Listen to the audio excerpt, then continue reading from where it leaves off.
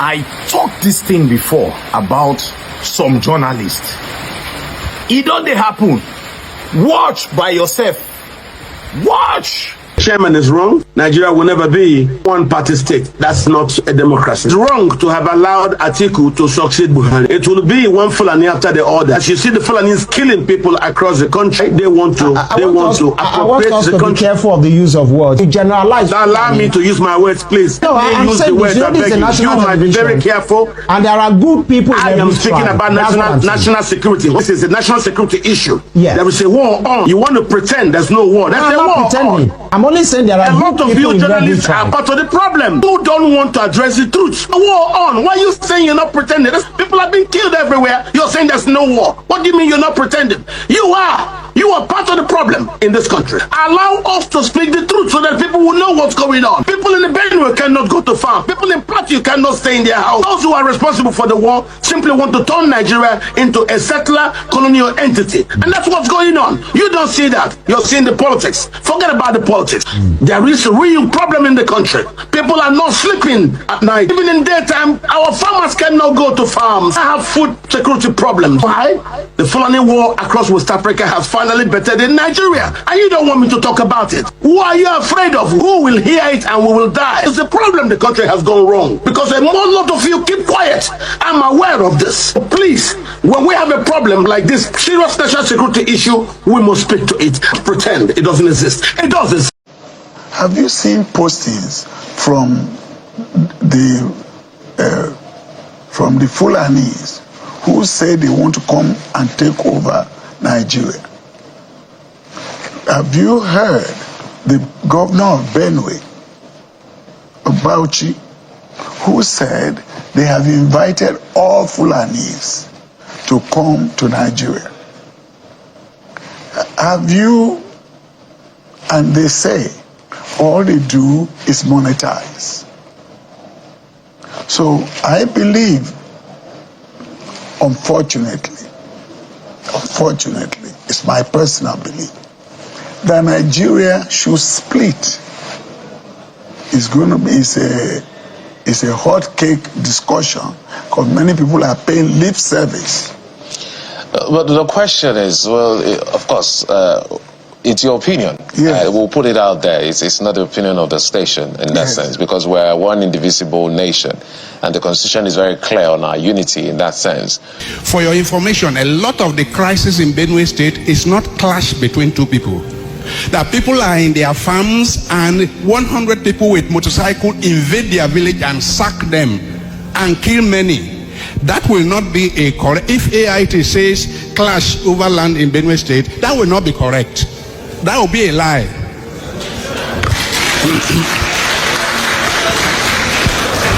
So, as Dr. Nzeku said in his goodwill message, the fact that we are to communicate with gentleness does not mean we should tell lies. Let it be noted that when Mr. Ogurele, on behalf of the National Film Censors Board, said this is how we are to frame news, me, Father George Husani, I said that will be a lie. Because in many parts of Benue, of Plateau, and Nasarawa State, the people are gently in their farms, and 100 people with AK-47 invade their farms and sack them. That is not two fighting. That is one group of people going to sack people from their villages. That's not two fighting. Thank you very much. A call for justice and protection of Ogoniland.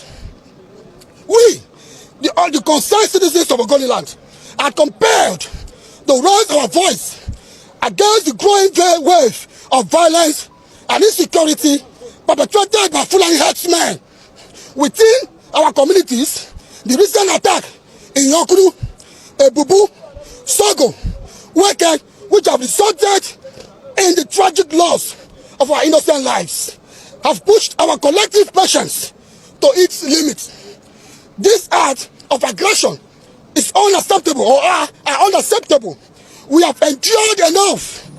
Immediately, we demand the immediate, unconditional departure of all Fulani herdsmen from Ogoniland. Yes, that continual presence pose a grave threat to the peace and security of our people. Should this be ignored? Repeat. Should this be ignored? No. And I repeat again. Should this be ignored? No. We will be left with no choice. We will be left with no option but to defend ourselves. Yes. It will be clearly stated. Any further attack on the lands of the Ogoni people will no longer be reported to the Nigerian police and the security agencies. Yes. The people of Ogoni will resort to self-help and self-defense. Yes. What happened to the people? Why can't you arrest those that are killing our people? Why is it that ever since Ogonis has been killed, nobody, police have not made any arrest? There have been no arrest, nobody has been arrested. We should go on dialogue with our killers and we should go and engage our killers. Why the people that killed us are living peacefully? And you know to go and engage. Sir, at this point, you are not being realistic. I think Nigerians at this moment should be allowed to also take arms. Nigerians must be allowed to take arms in defense of their innocent souls, defend their hard-earned resources and property. Because it's like a monumental failure. If the agencies of security have failed, then Nigerians should not be failed. Nigerians should not be seen as a failure. Let Nigerians organize themselves in the name of civil defense. Civil defense. Let them organize and raise defense for their own souls, innocent souls. Because if the responsibility of the government and the security agencies cannot be carried out democratically, then let's go to jungle. Everyone has cause to defend himself. Nigerians should no longer be running away from attacks. Nigerians should no longer be running away from unnecessary banditry in the face of helpless and baseless situations. Mr. Speaker, where are we going? Mr. Speaker, I cannot go to my village and sleep. I cannot go to my village and spend a night as I'm speaking to you. For the last 1 year, wallahi, I can't go to my village and sleep. I feel very insecure. And this is where I find myself. Mr. Speaker, it is terrible. It is terrible. We have to do something about it. Find a way of bringing this issue of insecurity to order. Otherwise, you and I is not safe. No matter how Nigerians respect us, we are moving to a level that Nigerians will fight us the way they fight criminals and the way they fight Boko Haram. Until the right thing is done by us here, until we speak for the Nigerian people, until we draw line, until we tell government what we are supposed to tell government, and until government respond by action, not by media statement or press statement. Do not hope, Mr. Speaker, that any member of the National Assembly is safe to move, not by bandit, not by Boko Haram, by the people that elected you and I. Time will come, if action is not taken, that Nigerians will take their destinies in their own hands. Hello. When you look at the recent attacks, have you chosen to look at the systemic strategy with which these terrorists are implementing these attacks?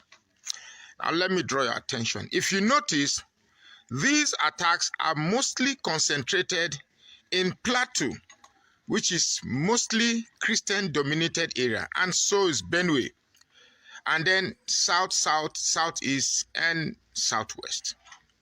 Now, whether you believe it or not, there are a group of people driven by an ideology to capture Nigeria and turn it into a Sharia state.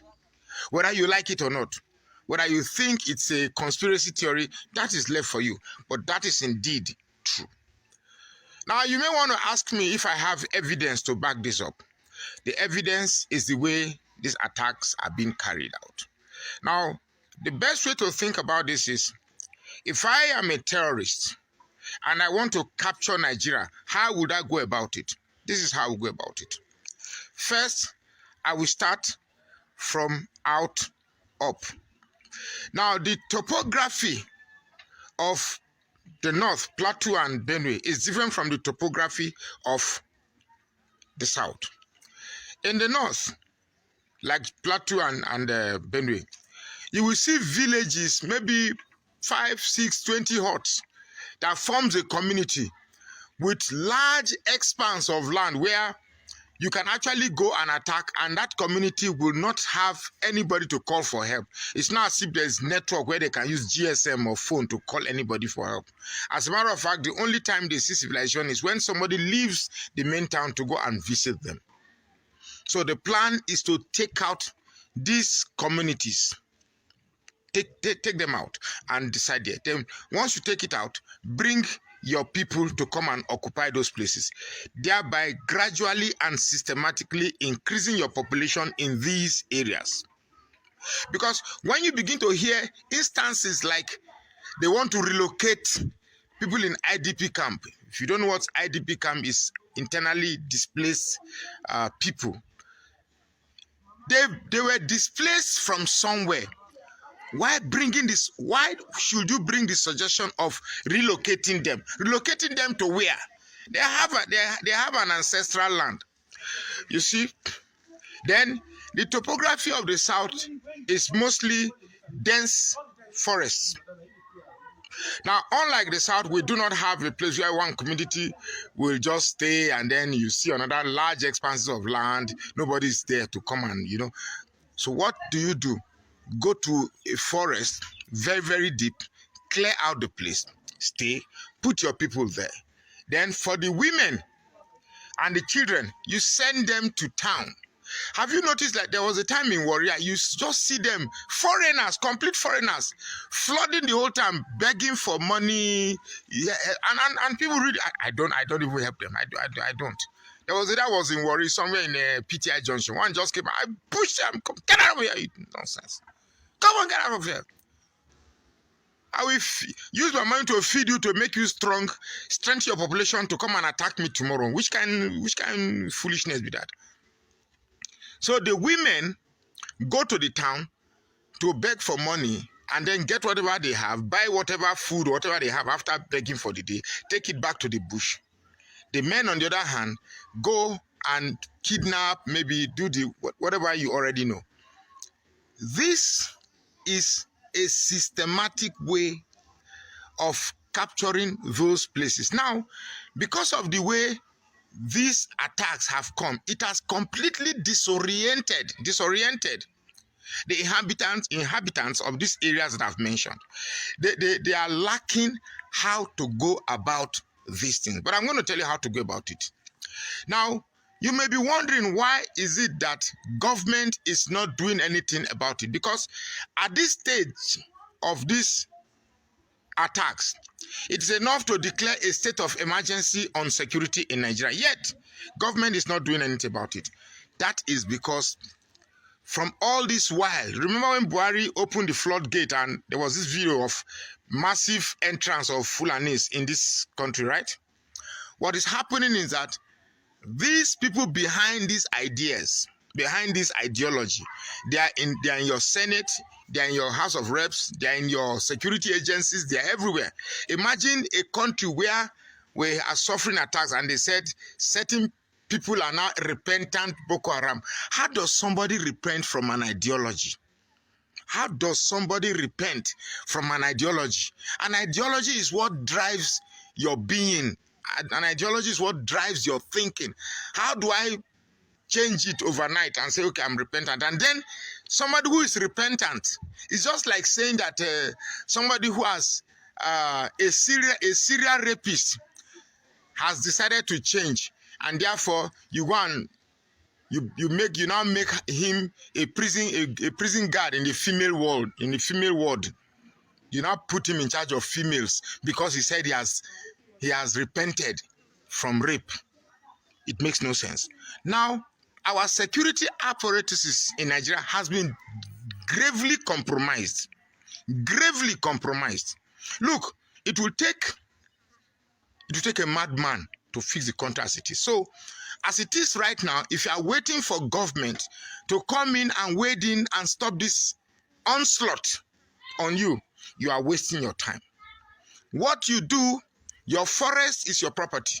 Your government should begin to ban, actually government in the south, should begin to ban trailers loading human beings into those areas. Because the best means of transportation is buses, trucks, and cars. When you begin to load hundreds of people on top people, once you see them, stop them, come down. Go and use normal transport to come in. The video I just saw from one of these southwest states saying that out of 104 people, 111 people, only 3 knew where they were going. The rest didn't know where they were even going.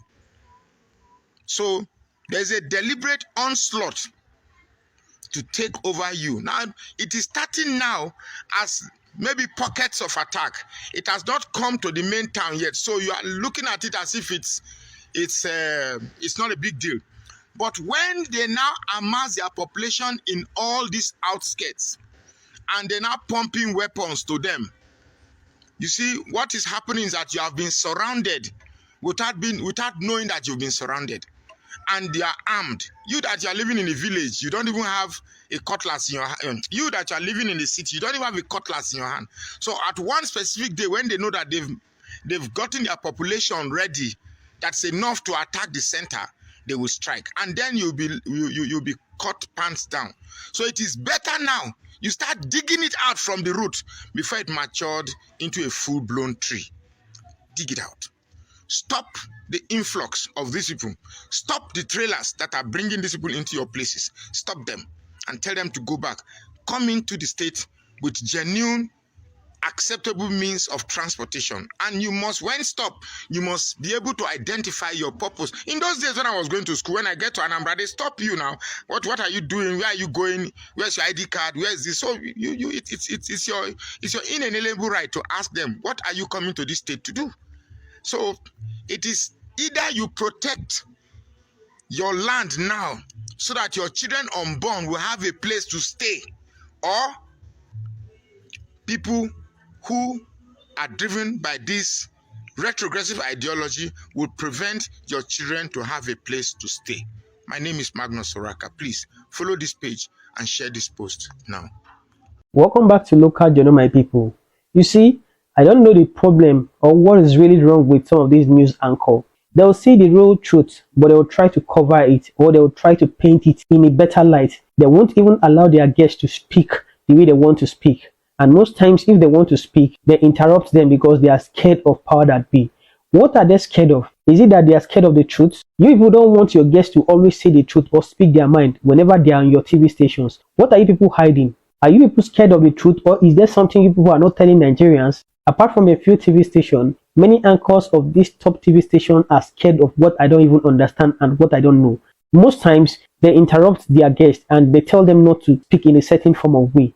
I don't know what is wrong with these people. If you are not professional enough to allow your guests to speak and you always want to interrupt them from speaking the truth, then you guys don't have any business with this profession. You guys must understand that the country comes first. And if the country comes first, we cannot thrive on lies. It's only the truth that can heal everything, and it's only the truth that can salvage this country. If your guests are trying to speak the truth and you are covering the truth, or maybe you are hampering them from speaking the truth because you are scared of something, then your TV stations are not trustworthy TV stations. If you feel you are scared and you don't want to speak to the face of power, then you don't have any business with this profession. Even when you yourself knows the truth and you know that what this person is saying is the truth, you still want to censor him or gag him from speaking the truth. This is so annoying, and this attitude of theirs must not continue. Kindly drop what you have to say in the comment section. And if today is your first time to visit our channel, please kindly like, share and subscribe to our channel.